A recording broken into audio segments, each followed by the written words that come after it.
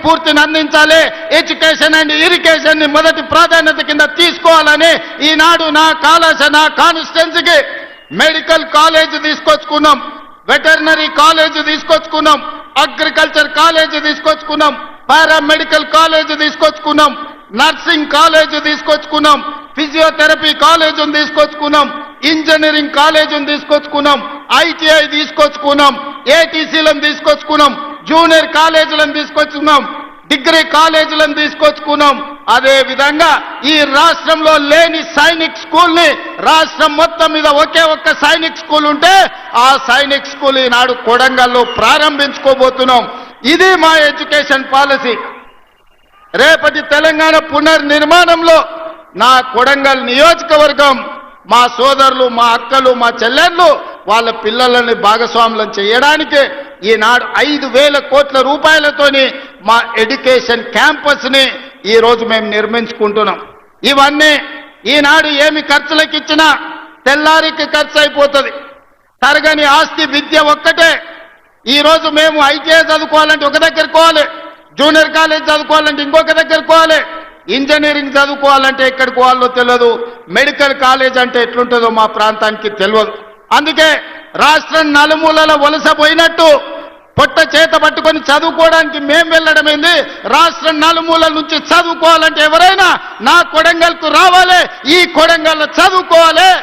ఎవరైనా గొప్ప చదువు చదవాలి అంటే, గొప్ప చదువు వాళ్ళ పిల్లలు చదవాలంటే తల్లిదండ్రులు అయ్యా పిల్లగాన్ని కొడంగల్ పంపించురు, మంచిగా చదువుకుంటాడు, మంచి చదువులు చెప్తారు కొడంగల్ అని రాష్ట్ర నలుమూలల అమ్మలు మాట్లాడుకోవాలని ఇవాళ కొడంగల్ నియోజకవర్గానికి ఒక ఎడ్యుకేషన్ క్యాంపస్నే తీసుకొచ్చినాం. ఇవాళ మీ అందరు మంత్రివర్గంలో 100% సహకరించడం వల్ల ప్రతి గ్రామంలో పాఠశాల నడుస్తుంది, ప్రతి మండలంలో చదువుకునే కాలేజీలు వచ్చినాయి. నియోజకవర్గానికి మొత్తానికి ఒక ఎడ్యుకేషనల్ క్యాంపస్. ఉస్మానియా యూనివర్సిటీలో కూడా ఇన్ని ఫ్యాకల్టీస్ లేవు, ఇన్ని కాలేజీలు లేవు అక్కడ ఉండే క్యాంపస్లో. కానీ అదే కొడంగల్లో ఈనాడు వాటన్నిటినీ ఒకే ప్రాంతంలో కేంద్రీకరించి ఈరోజు పనులు ప్రారంభించుకున్నాం. సరిగ్గా 16 నెలలు తిరిగే లోపల ఇది ఒక అంతర్జాతీయ స్థాయి ఎడ్యుకేషనల్ హబ్గా దీన్ని మార్చడానికి మేము ప్రయత్నం చేస్తున్నాం. ఇదే కాదు, మాకు కరువు, మాకు కందులు తప్ప ఏం పడవు. మా ప్రాంతంలో ప్రజలు, రైతులు కందులు వండించాలి, కల్తీ కళ్ళు తాగాలి, ఇంతకంటే మా జీవితంలో ఏం లేదు. మా అక్కలందరికీ తెలుసు, కష్టపడి బాయికాడు నుంచి పొలం కాడ నుంచి ఇంటికి వస్తే కందిసేను కోసి సాయంత్రం పూట కల్తీ కళ్ళు 2 సీసాలు తాగితే కానీ మా నొప్పులు పోవు.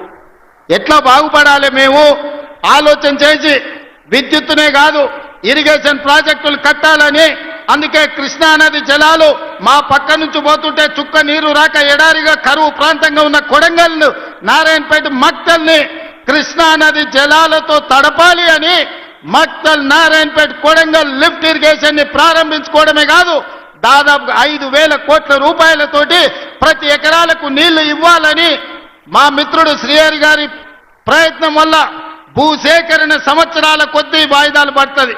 95% రైతులు స్వతంత్రంగా ముందుకు వచ్చి వాళ్ళ ఆమోదం ఇచ్చి కాగితాలు ఇచ్చి మీరు ప్రాజెక్టు కట్టండి, మేము అండగా ఉంటాం, మా పొలాలు పోయినా సరే మా ప్రాంతానికి నీళ్లు రావాలని ఇవాళ మా రైతులు ముందుకు వచ్చి భూములు ఇచ్చిండ్రు.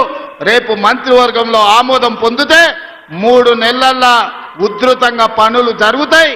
3 ఏళ్లల్లో కొడంగల్లో ఉండే ప్రతి మారుమూల ప్రాంతానికి కృష్ణానది జలాలను తీసుకొచ్చి ఈ భూములను తడిపి మా రైతాంగాన్ని ఆదుకునే బాధ్యత ఇవాళ మేము తీసుకున్నాం. ఇది ఒక్కటే సరిపోతుందంటే సరిపోదు, మాకు పరిశ్రమలు రావాలి. లగచర్లలో మేము భూసేకరణ చేస్తే కొంతమంది కుట్రలు చేసి అమాయకులైన రైతులను రెచ్చగొట్టి అధికారుల మీద దాడులు చేయించి ఈనాడు అన్యాయంగా రైతులు కేసులలో ఇరుక్కున్నారు. అందుకే వాళ్ళందరితో మాట్లాడినాం, వాళ్ళ ఆలోచనలు పంచుకున్నాం. వాళ్ళు అడిగినంత నష్టపరిహారం, వాళ్ళు అడిగినన్ని ఇండ్లు కట్టుకోవడానికి ఇందిరమ్మ ఇండ్లు మంజూరు చేసినాం. ఇవాళ లగచర్ల, హకీంపేట, పోలేపల్లి ప్రాంతంలో 3 నుంచి 4,000 ఎకరాల భూమి రైతులు ముందుకొచ్చి ఇస్తున్నారు. అంతర్జాతీయ స్థాయి పరిశ్రమలను, పెట్టుబడులు అక్కడికి తీసుకొచ్చి ఎవరైనా పెట్టుబడి పెట్టాలి అనంటే ఆ పెట్టుబడికి రక్షణ, లాభం ఉండే విధంగా లగచర్ల పారిశ్రామిక వాడను మేము పనులు ప్రారంభించుకుంటున్నాం. మా నియోజకవర్గం ఒక్క పారిశ్రామిక కేంద్రంగా గొప్పగా రాణించే విధంగా ఎట్లయితే ఢిల్లీ పక్కన నోయిడా ఉందో, ఆ నోయిడా ఈ దేశానికి ఆదర్శమైన పరిశ్రమలకు వేదిక అయిందో, ఈనాడు తెలంగాణకు నోయిడాగా కొడంగల్ నియోజకవర్గాన్ని తీర్చిదిద్ది లగర్చర్ల పారిశ్రామిక వాడను అంతర్జాతీయ గుర్తింపు తీసుకొచ్చే విధంగా మా రైతులు, మా పిల్లల జీవితాలలో ఉద్యోగాలు ఇప్పించి వాళ్ళకు విద్యనే కాదు మా పరిశ్రమల్లో ఉద్యోగాలు ఇచ్చే విధంగా ప్రణాళికలు ఈరోజు చేపడుతున్నాం. ఇవి సరిపోదు. పరిశ్రమలు వేగంగా అభివృద్ధి చెందాలంటే రైల్వే లైన్లు కావాలి. అందుకే వికారాబాద్ కృష్ణా రైల్వే లైన్ ఈనాడు వికారాబాదు, పరిగి, కొడంగల్, నారాయణపేట, మక్తల్ నుంచి కర్ణాటక రాష్ట్రానికి రైల్వేను తీసుకొచ్చి రైల్వే లైన్లకు కేంద్ర ప్రభుత్వం ఆమోదమే కాదు రాష్ట్ర ప్రభుత్వం ఇవ్వాల్సిన నిధులన్నీ ఇచ్చినాం. తొందరలోనే కొడంగల్లో రైల్వే కూత పెట్టబోతుంది. రైలు కూతను మా ప్రజలు వినబోతుండ్రు. 70 ఏళ్ల నుంచి రైలు ఎప్పుడొస్తుందా అని కళ్ళల్లో ఒత్తులేసుకొని చూసుకుంటున్నారు. రాబోయే కొన్ని నెలల్లోనే రైల్వే పనులు చేపట్టబోతున్నాం. మా దగ్గర సున్నపు రాసులు ఉన్నాయి, సున్నపు గనులు ఉన్నాయి, పరిశ్రమలేమో కర్ణాటకలో ఉన్నాయి, ఉద్యోగ ఉపాధి కర్ణాటక వాళ్ళకు వస్తుంది. అందుకే మా కొడంగల్ మండలంలో తొందరలోనే పెద్ద సిమెంట్ పరిశ్రమను పెట్టి వేలాది మంది ఈ ప్రాంతంలో ఉండే నిరుద్యోగులకు ఉద్యోగాలు ఇప్పించే బాధ్యత తీసుకుంటున్నాం. సిమెంట్ పరిశ్రమను ఈరోజు కొడంగల్ నియోజకవర్గంలో మేము ఏర్పాటు చేసుకోబోతున్నాం. ఇవన్నీ కార్యక్రమాలు ఎలా సాధ్యమైనాయి? ఈనాడు కొడంగల్ శాసనసభ నియోజకవర్గం రాష్ట్రానికే ఒక మోడల్ కాన్స్టిట్యున్సీగా రావాలి. రాష్ట్రం మొత్తం ఎవరైనా అభివృద్ధి ఎలా జరగాలంటే కొడంగల్కి వచ్చి చూసే విధంగా ఈనాడు మేము చేసుకుంటున్నాం. మరి ఇంత కీలకమైన సందర్భంలో సర్పంచ్ ఎన్నికలు రాబోతున్నాయి. మా యువకులు అందరు ఇక్కడ ఉన్నారు, మా అక్కలు ఉన్నారు.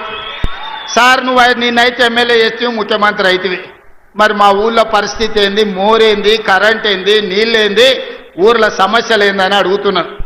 నాకు తెలిసి రాబోయే 3-4 రోజుల్లోనే రాష్ట్ర ఎన్నికల సంఘం సర్పంచ్ ఎన్నికల్ని నిర్వహించబోతుందని నాకు సమాచారం ఉన్నది. ఈ వేదిక మీద నుంచి మా మిత్రులకు ప్రతి గ్రామంలో మంచోళ్లను సర్పంచులుగా ఎన్నుకోండి. మన నియోజకవర్గాన్ని అభివృద్ధి చేసుకుందాం.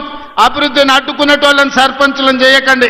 అభివృద్ధికి సహకరించి నా దగ్గర వచ్చి కూర్చొని ఏమి కావాలనో అడిగి గ్రామంలో ఇంటింటికి సంక్షేమ పథకాలను అందించడమే కాకుండా ప్రతి గ్రామానికి రోడ్డు ఉండాలి, గుడి ఉండాలి, బడి ఉండాలి, తాగడానికి నీళ్ల ట్యాంక్ ఉండాలి, ప్రతి పేదవాడికి ఇందిరమ్మ ఇల్లు అందాలి, ప్రతి పేద అక్కకు చెల్లెకు ఈనాడు మనం పెడుతున్న సారే చీర ఆడబిడ్డలకు చేరాలి.